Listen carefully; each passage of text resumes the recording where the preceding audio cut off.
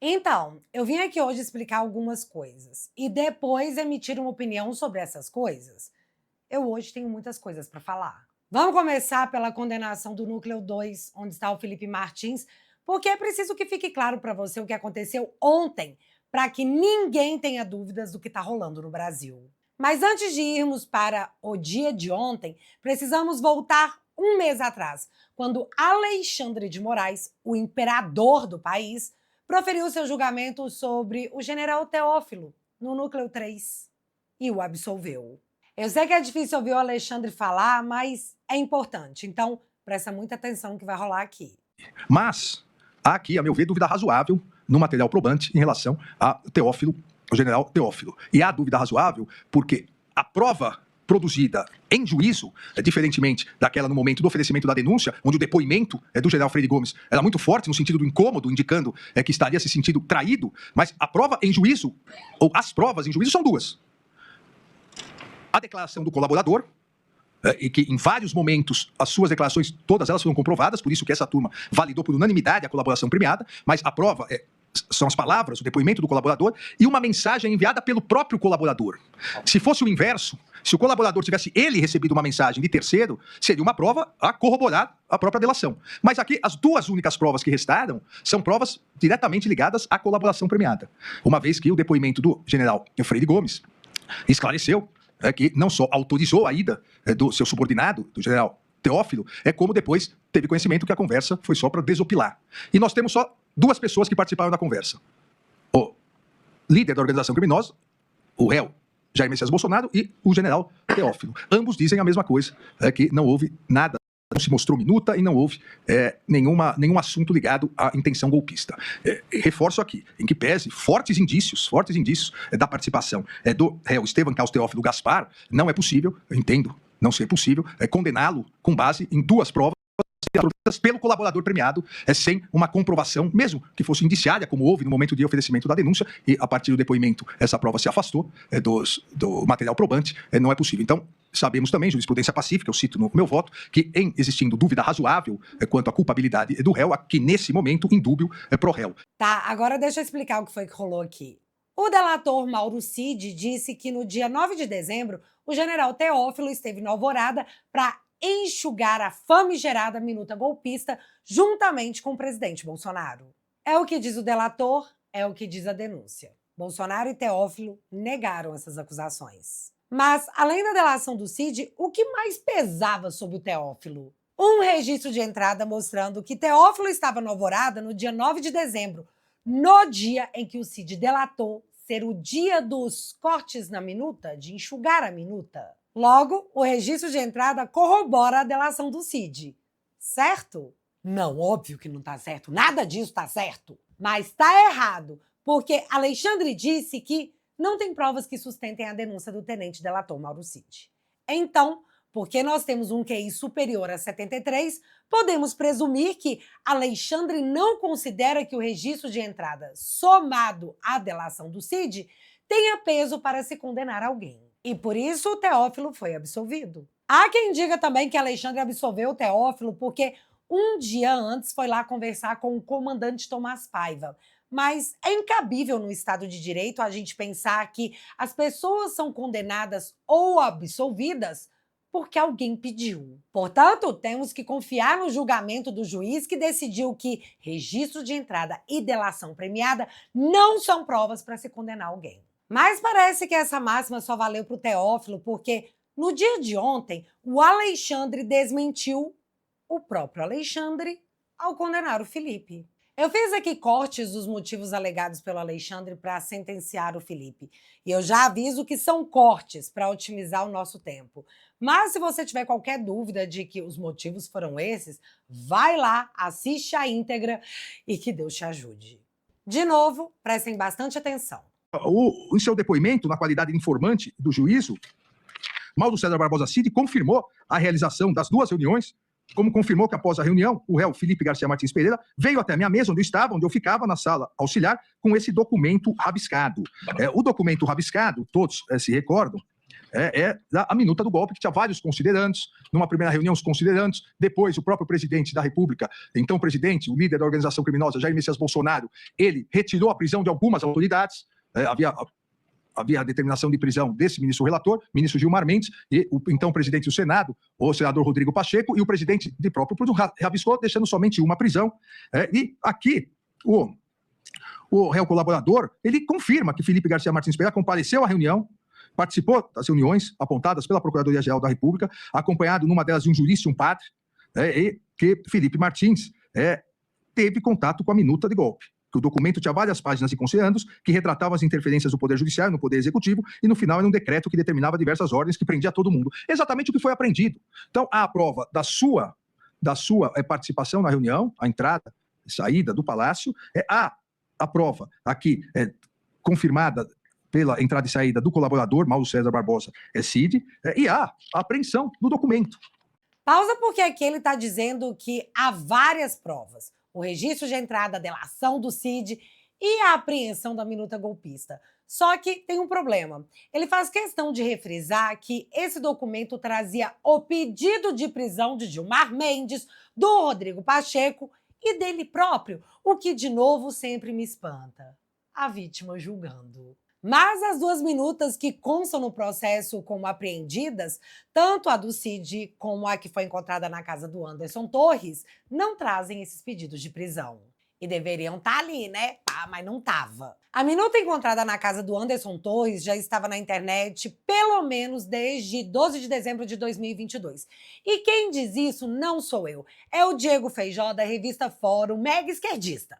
Aqui nesse diálogo no Twitter, ele está dizendo que fez uma pesquisa e que a minuta apareceu para ele no Google com correspondência do dia 12 de dezembro. E depois ele fez uma matéria, uma colaboração com o site O Cafezinho, onde ele expõe o print que ele capturou, mostrando que a minuta estava lá no dia 12 de dezembro e que era a mesma minuta encontrada na casa do Anderson Torres. E o mais interessante é que ele faz uma colocação no seu texto dizendo que minutas como essa estavam rodando os quatro cantos da internet por conta do devaneio bolsonarista. Logo, é bem possível que a minuta encontrada na casa do Anderson Torres seja exatamente o que ele disse que era, uma minuta doida da internet. Já a minuta do Cid, bom... Isso seria a minuta que a acusação faz referência. Eu pergunto, essa minuta encontrada no seu celular, que o relatório final da PF diz ser a minuta do golpe, essa é a minuta que o Felipe Martins teria, em tese, apresentado ao presidente Bolsonaro? Não, não é essa, não. Na verdade, não é uma minuta, isso é um texto, né, que foi enviado para mim, realmente a data não me recordo, mas que acabou ficando dentro dos meus arquivos pessoais ali do meu celular. Mas o Alexandre volta na questão da minuta, que ele sabe que não era do Felipe, e se explica dessa forma aqui. E pouco importa, e aqui já dissemos anteriormente, mas em homenagem à defesa ou às defesas, o fato de terem sido apreendidas minutas diversas, isso demonstra exatamente e corrobora o que o próprio réu colaborador disse, que cada minuta era aprimorada, começou com considerandos, depois o próprio presidente de próprio punho retirou algumas prisões, e isso foi sendo estabelecido até que também foi apreendido na casa, na residência do réu Anderson, já condenado, ex-ministro da Justiça. Então, ao invés disso afastar a veracidade das afirmações do réu colaborador, isso só reafirma a veracidade do réu, das declarações do réu colaborador. Tipo, pouco importa se é essa minuta escrita pelo Felipe. Vão meter 21 anos porque eu tenho uma tese na boca e uma convicção no coração. Mas ficou claro, a minuta atribuída ao Felipe, a prova não tem em lugar nenhum. Mas, de novo, pouco importa. O Alexandre está afirmando que é prova. Mas essa aí é a qualidade da prova dele. Todos os juristas que estão assistindo devem estar escandalizados. Só não vão abrir a boca, né? Todos coniventes. Tá, mas vamos agora para outra prova que o Alexandre teve coragem de apresentar. E sim, foi preciso coragem. E a mais aqui, os dados fornecidos pela empresa Uber, amplamente disponibilizados tanto à defesa, à acusação, demonstram que o réu Felipe Garcia Martins efetivamente esteve no Palácio do Alvorada no mesmo dia e horário registrado no controle de entradas e saídas do Palácio do Alvorada em 19/11. Então há mais uma prova aqui, produzida com esmero pela Polícia Federal. Então não há nenhuma dúvida. Ó, Felipe Martins, Uber Black, 19/11/2022, 14:59:53. Hoje a tecnologia faz com que todos nós sejamos rastreáveis em todos os locais. Então, aqui é mais. Eu não acredito que tenha sido o réu colaborador que chamou um Uber em nome do réu Felipe Martins, até porque aparece até a foto aqui, porque é a foto do perfil do celular de Felipe Martins. Então não há nenhuma dúvida e a prova técnica aqui demonstra. Então, antes de entrar na prova apresentada pelo Alexandre, eu preciso deixar claro que os registros do Uber não foram enviados com a fotinha do Felipe para demonstrar que, olha, ele mesmo, viu, excelência, o Uber fez um serviço completo. Na verdade, a Polícia Federal recebeu os dados e colocou a foto do Felipe para ilustrar esses dados. Então, não foi a Uber entregando a fotinha do Felipe. Foi só a Polícia Federal. E é engraçado eu saber disso e o ministro que está julgando o caso, não.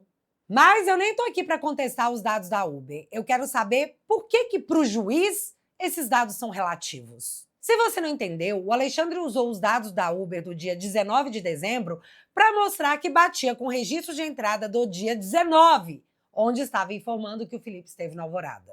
Porém, a reunião do golpe, que é assim que eles chamam, foi no dia 7. Então, não faz sentido você apresentar um documento do dia 19 para mostrar que o registro do dia 7 tem que estar certo. Até porque, se a gente for usar os dados da Uber como prova, os dados mostram que no dia 7, na hora da famigerada reunião alegada pelo Alexandre, Felipe estava a quase 15 quilômetros de distância do Alvorada. Então, não dá para você usar um dia dos dados que te convém e esquecer o outro porque não bate com a tese criada e a convicção do seu coração. E provavelmente isso foi relativizado porque desmonta toda a acusação. E aí eu vou perguntar, tá certo isso, juristas? Mas vamos então agora enfrentar os registros de entrada que o Felipe alega que são falsos, já que ele diz não ter participado daquela reunião. Porém, o registro de entrada diz o contrário. A defesa do Felipe alegou que o próprio Cid manipulava os registros e que esse fato deixaria o documento sem validade. Afinal, passava pelas mãos do delator e ele podia incriminar quem ele quisesse. Sobre isso, o Alexandre fez esse comentário aqui. Dá outras planilhas de presença agora na reunião do dia 7. O que a defesa de Felipe Garcia Martins diz, questiona a confiabilidade dos registros de controle de entradas e saídas do Palácio do Alvorada apresentados pelo Gabinete de Segurança Institucional. E chegou a dizer, eu me recordo, na sustentação oral, que quem fazia o controle de entrada e saída era o réu colaborador. Acho que todos se recordam, isso foi dito da tribuna. Veja, quem conhece qual a função do ajudante de ordens, não é nunca que alguém vai no palácio, entra, só aí é o ajudante de ordens que está lá, vai fazendo, ou falsificando uma entrada e saída. E, bicho, o que tá para vir é muito bom. O Alexandre está em choque da defesa ter alegado que os dados do registro de entrada passavam pelas mãos do ajudante de ordens e depois, no final do dia, eram remetidos para o gabinete. E de onde a defesa tirou isso, meu Deus do céu? Quero entender. Se o colaborador, excelência, é muito importante até para Vossa Excelência, que colocou uma delação. É uma segurança, inclusive, para o juízo. Se ele tinha ingerência de tirar ou incluir nomes, excelência. É possível, inclusive, que esse documento pode ter sido alterado. Eu quero entender. Mauro Cid, o senhor poderia incluir ou tirar nomes dessa listagem? Era a sua função? Não, quando eram agentes oficiais, nós registrávamos e era mandado no final do dia. O ajudante de ordem que estava no dia, escalado, eu não me recordo se era eu ou era outro, fazia a relação e mandava para o gabinete pessoal. Mandava por e-mail da presidência, né, oficial. Quando eram agendas ou pessoas informais, elas não entravam. Ainda mais naquele período, a gente seria muito amigo, então a gente às vezes não colocava essa pessoa. Mas não existia nenhuma determinação para que fosse incluído ou retirado ninguém de uma agenda que não estivesse lá. A agenda era, então, do ajudante de ordens? A consolidação da agenda era do ajudante de ordens. É essa a resposta que eu queria compreender, excelência. Estou satisfeito, muito obrigado. E esse vídeo é do mesmo dia em que o Alexandre mandou se ferraram após dar um pito em cima do Chiquini. Mas o microfone estava aberto e pegou o momento. Respondendo à pergunta também do colega anterior, foi dito que... Bicho, e a cara do Alexandre quando ele percebeu que o microfone estava aberto, sabe? Aquela cara de quem peidou molhado no ônibus, sabe? Que momento da democracia brasileira. Se ferraram. Mas teve uma outra prova que não deixa margem para nenhuma dúvida.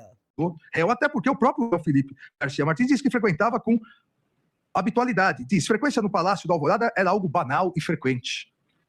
Então, aqui não há também nenhuma dúvida dessa comprovação. Cara, o Alexandre descobriu que o Felipe trabalhava na Alvorada e ia lá constantemente. Ou seja, não resta nenhuma dúvida que ele estava lá na reunião golpista. E uma coisa que precisa ficar cristalina é que nenhuma, eu disse, nenhuma das testemunhas alegou que o Felipe Martins tinha estado naquela reunião. Aliás, muito pelo contrário, Batista Júnior negou, Bolsonaro negou, Paulo Sérgio negou, o Garnier negou, mas a acusação me apareceu dizendo que o Freire Gomes havia afirmado que o Felipe estava na reunião, o que se mostrou completamente falso e é repetido inclusive no julgamento de ontem. Presta muita atenção nesse trecho aqui, porque é surreal. O fato do general Freire Gomes ter afirmado que numa das reuniões participou Felipe Martins e depois, em juízo, ele disse que não poderia reconhecer Felipe Martins, isso não afasta, até porque ele não disse que Felipe Martins não estava. Ele disse que não poderia, naquele momento judicial, diferentemente do momento policial, afirmar com certeza, porque não reconheceria, porque não tinha grande contato com Felipe Martins. Mas todas as provas corroboram exatamente o que a colaboração premiada disse. O Alexandre diz que o Freire Gomes havia afirmado que o Felipe estava na reunião, mas que depois ele voltou atrás e disse que não poderia afirmar que era o Felipe. Mas isso é completamente falso. E eu não estou tirando isso das vozes da minha cabeça, eu estou tirando isso da nota emitida pelo próprio advogado do próprio Freire Gomes, com suas próprias palavras, onde ele disse, abre aspas, para o que realmente aconteceu. No depoimento prestado em 2 de março de 2024 à Polícia Federal, quando fui questionado sobre a identidade do referido assessor, deixei registrado de forma clara que não poderia afirmar de quem se tratava. Não reconheci essa pessoa sendo Felipe Martins. Durante o interrogatório, me foram apresentados os seguintes elementos: declaração do colaborador premiado e o registro de entrada no Palácio da Alvorada. Com base exclusivamente nesses elementos, e não por memória própria, surgiu a hipótese de que o referido assessor poderia ser Felipe Martins. No entanto, deixei claro que essa possibilidade se dava em grau reduzido de certeza, sendo impossível afirmar que se tratava dessa pessoa.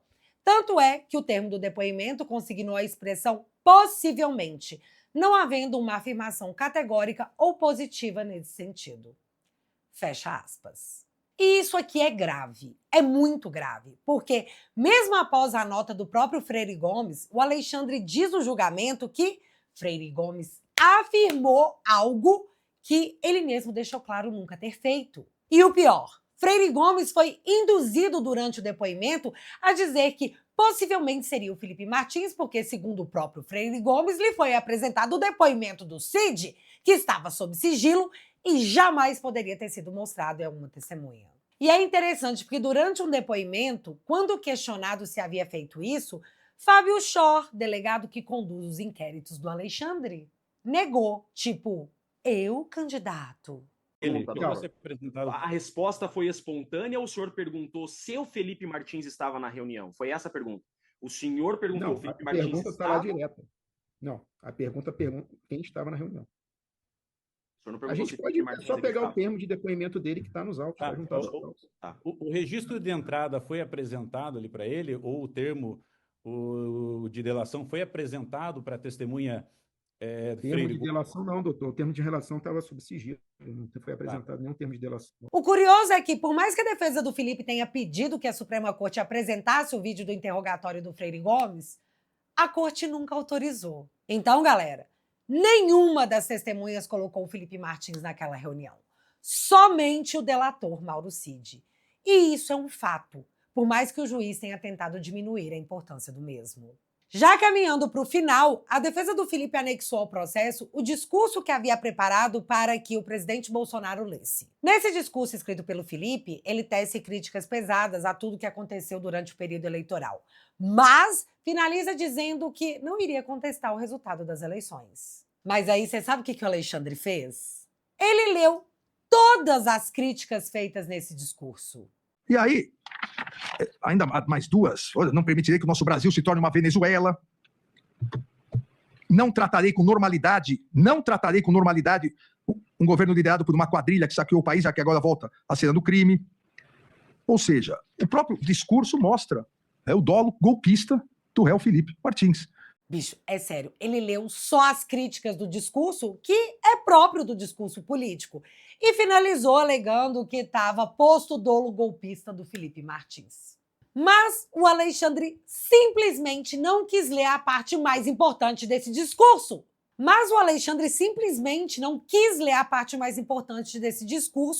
Que desfaz o juízo de valor feito pelo próprio Alexandre.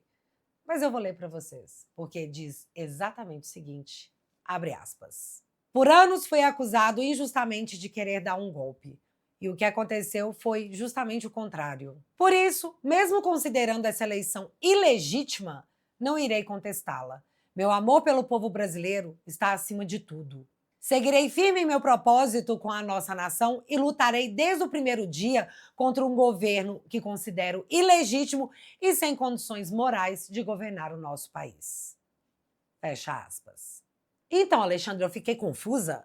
Cadê o dolo golpista nessa fala em que é deixado claro que não haveria contestação do resultado das eleições e sim que se iria lutar contra esse governo que está aí que de fato não tem moral nenhuma para fazê-lo? Bizarramente, o Alexandre não quis trazer esse trecho para o julgamento porque não daria para alegar que o Felipe tinha cometido um dolo golpista. Mas vem cá, galera, esse trecho jamais, numa democracia, jamais poderia ter sido suprimida dentro desse julgamento. Pelo menos é o meu ponto de vista. Mas calma, eu deixei o melhor para o final, que na verdade foi a forma que o Alexandre começou a proferir o seu voto contra o Felipe. Da mesma forma, rejeito a alegação de nulidade em razão, segundo a defesa de Felipe Garcia Martins Pereira, da decretação de prisão ilegal do réu. No primeiro ponto é importante destacar é que a prisão realizada não tem nenhuma relação com o mérito da ação. A prisão foi realizada por representação da Polícia Federal e parecer favorável da Procuradoria-Geral da República no sentido de uma possível tentativa de fuga do réu Felipe Garcia Martins. E há documentos de um lado e do outro dizendo que houve a tentativa de fuga, não houve a tentativa de fuga. Há documentos iniciais das autoridades americanas dizendo que efetivamente havia entrado nos Estados Unidos. Depois há documentos de que eventualmente teria ocorrido uma falsificação nos Estados Unidos dessa entrada. Ou seja, há toda ainda uma celeuma sobre essa entrada ou não, que fez com que eu tivesse determinado a conversão da prisão preventiva em medidas cautelares. E a questão da veracidade ou não dessas informações prestadas que ensejaram naquele primeiro momento a prisão de Felipe Garcia Martins Pereira, que, como disse, posteriormente foi convertida em medidas cautelares, essa questão está sendo investigada de maneira apartada, decisão que tomei no dia 16 de outubro de 2025, encaminhando à Polícia Federal para análise, numa PET específica, da eventual veracidade ou não disso e, eventualmente, de responsabilidade daqueles que forneceram essas informações. Celeuma. Celeuma é outro termo para algazarra e tumulto, o que de fato não aconteceu, pois desde fevereiro de 2024 a defesa do Felipe provou que ele jamais havia deixado o país a ponto da PGR pedir sua soltura e esse pedido ser negado pelo próprio Alexandre. Na dúvida, o Felipe jamais poderia ter sido mantido preso e passado 10 dias numa solitária. É isso que diz a lei. Mas vem cá, você sabe por que o Felipe foi preso? Tinha o nome do Felipe Martins? Não. E por que você não informou a Polícia Federal que não tinha o nome do Felipe Martins? Porque não me foi perguntado. O senhor sabia que foi essa lista provisória que colocou ele 6 meses na cadeia? Doutor, sem comentários, porque não foi a lista provisória que determinou a prisão dele, fui eu que determinou a prisão dele.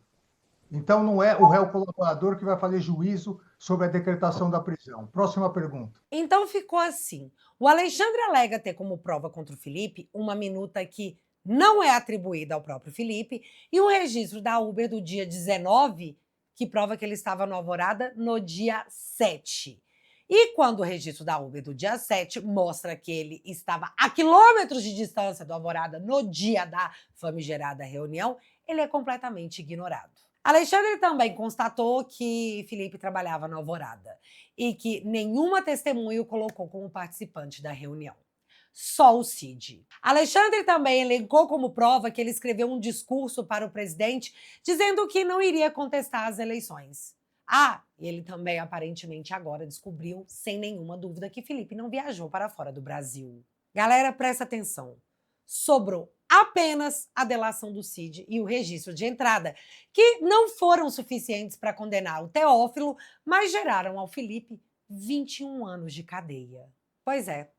Tenta localizar o Estado Democrático de Direito nesse vídeo e fale miseravelmente. Para vocês terem uma ideia, nem os críticos do Felipe Martins conseguiram concordar com tudo isso e chamaram esse ato de uma injustiça explícita. É só olhar as manifestações lá no Twitter. E agora eu pretendo dar minha opinião. Pode dar opinião? Porque até agora eu só falei fatos, só citei fatos. Que não mudam, por mais que incomodem. Não havia como condenar o Felipe. Não interessa o trabalho da defesa que foi plenamente ignorado. Como que eles iam absolver o Felipe após 6 meses na cadeia, 10 dias numa solitária e mais de 1 ano de cautelares rigorosas? Como que a justiça ia explicar isso para a sociedade? Como deixar o Felipe solto para que ele pudesse dar entrevista a todos os cantos do Brasil contando o que foi que lhe aconteceu? Não dava para absolver o Felipe. Seria pesado demais para a Suprema Corte aguentar no momento em que os jornais cobram todos os dias que o ministro Alexandre de Moraes se manifeste o porquê o seu escritório, na verdade o escritório de sua esposa, com 11 advogados, sendo 2 deles seus filhos, ministro, recebiam 3,6 milhões de reais por mês do Banco Master. No momento em que Toffoli viaja no jatinho do advogado de um diretor do Banco Master e que retira da CPMI a quebra de sigilo fiscal e telemático do Vorcaro. No momento em que se descobre que Lulinha viajou com careca do INSS de primeira classe num voo para Portugal, após uma delação contar que o Lulinha recebia 300 mil de mesada do próprio careca e que o dinheiro era lavado numa empresa de cannabis lá em Portugal. No momento que, quando questionado se Lulinha estaria sendo investigado pela Polícia Federal, o diretor da instituição, nomeado pelo próprio Lula, Andrei Rodrigues, diz que, infelizmente surgiu essa possibilidade. Infelizmente, o cara disse.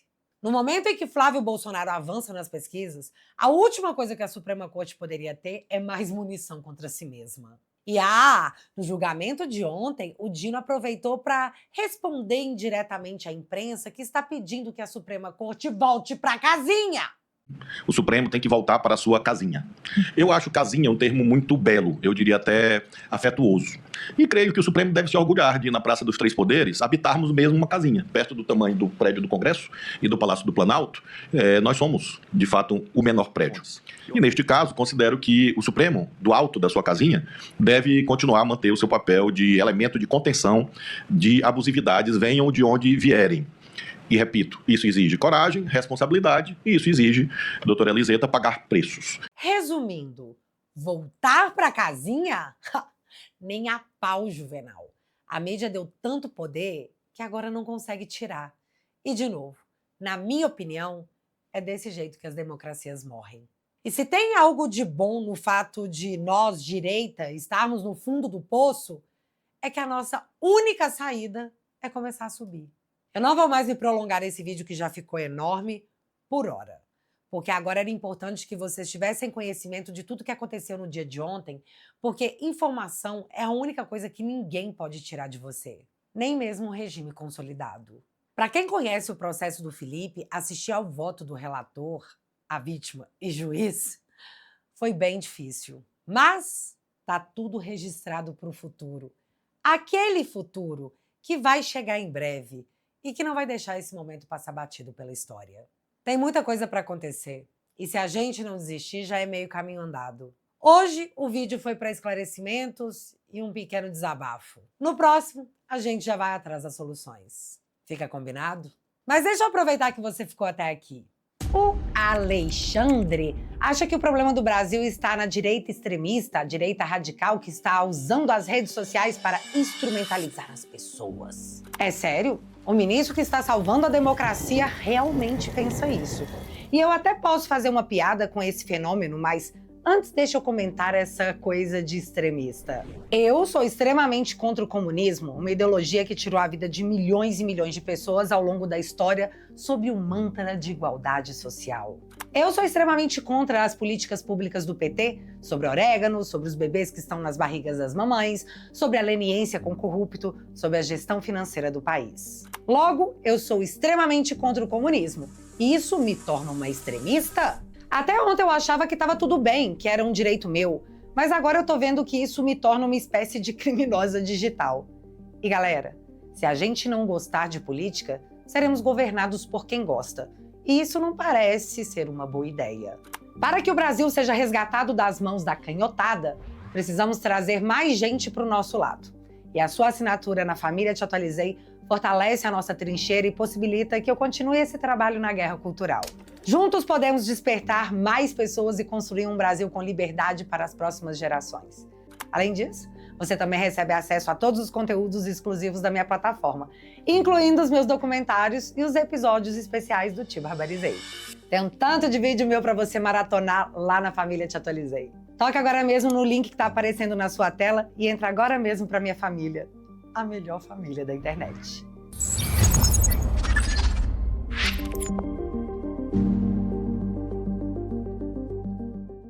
Bom, é meio que autoexplicativo. Assinando a Família Te Atualizei, você leva conteúdos exclusivos e uma comunidade que funciona como uma rede social onde você pode trocar ideia em tempo real com uma galera que deve estar pé da cara, igual a gente. Além disso, você financia o meu trabalho e a minha defesa, que não custa barato, contra uma democracia totalitária que atua com assédio judicial em cima dos dissidentes como forma de impor medo e calar a nossa boca.